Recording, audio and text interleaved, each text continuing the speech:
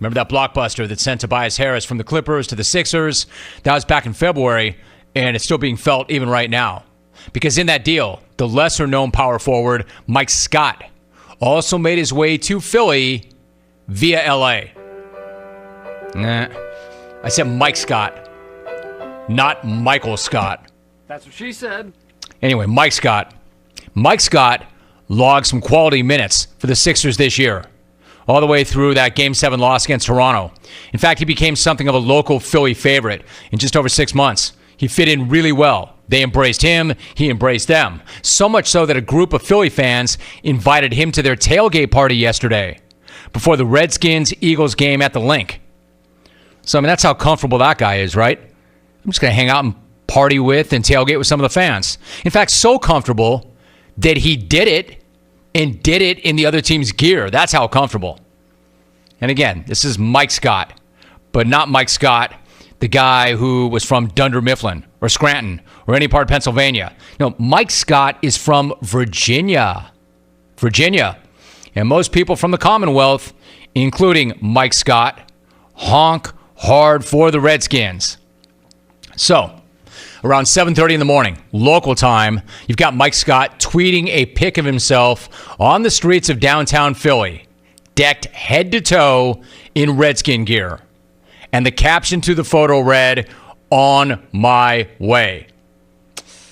I don't know. I mean, if at this point in time, if you're an athlete and you're on social and you want to give up a live shot of where you are, that's fine, I guess, if you're giving something away or you want people to come see you.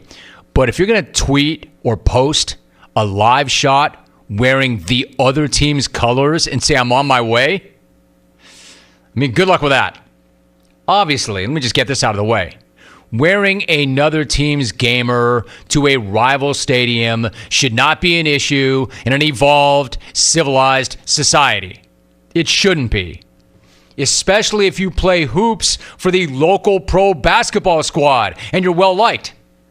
But again, when did anybody ever say that going to games, pro football games, is evolved or civilized? We all know better. And it's not a Philly thing, right? Part of this is a Philly thing, which I'll get to.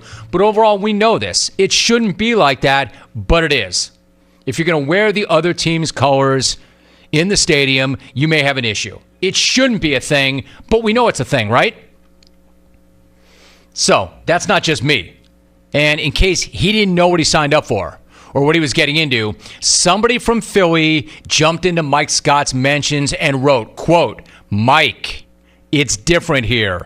It's not safe to be wearing Skins gear near the Link. We love you, but some of these fans are insane."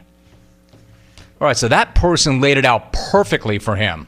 We're not all like that. But know this, Mike, you might be one of us, but it's different here. That's not a good idea. Mike, however, did not take heed. Mike saw that and responded, quote, "What's going to happen? What's going to happen?"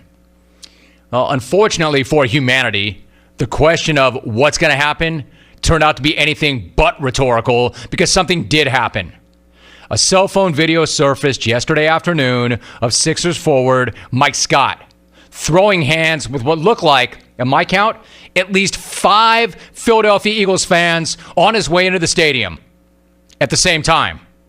Because, of course, it did. Get out of here.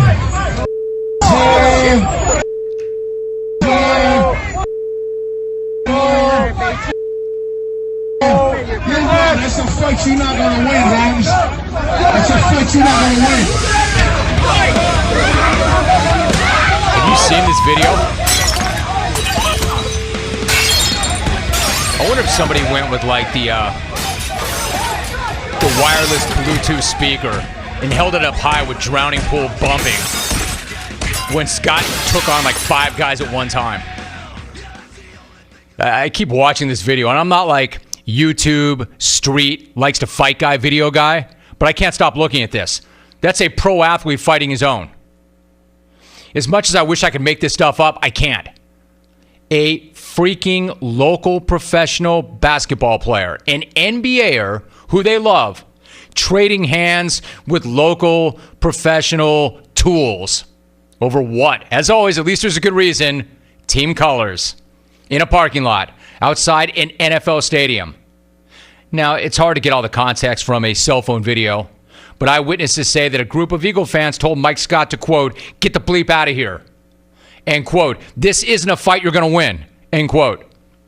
You literally have Eagle fans who want to fight a Sixer player because he showed up in Redskin gear.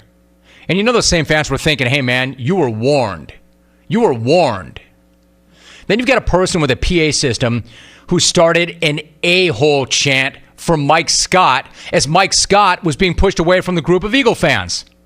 And at that point, clear as day, Mike throws a right hand, a big right hand, and then it's on. Like Mike Scott v. the city of Philadelphia. And despite being surrounded by guys looking to take him down, nobody lands a clean shot on him, and no one drops him to the pavement. I don't know. I mean, credit for taking on a grip of likes to fight guys, I guess, and coming out unscathed, I guess. But again, even for a Philly fan, how insane is this?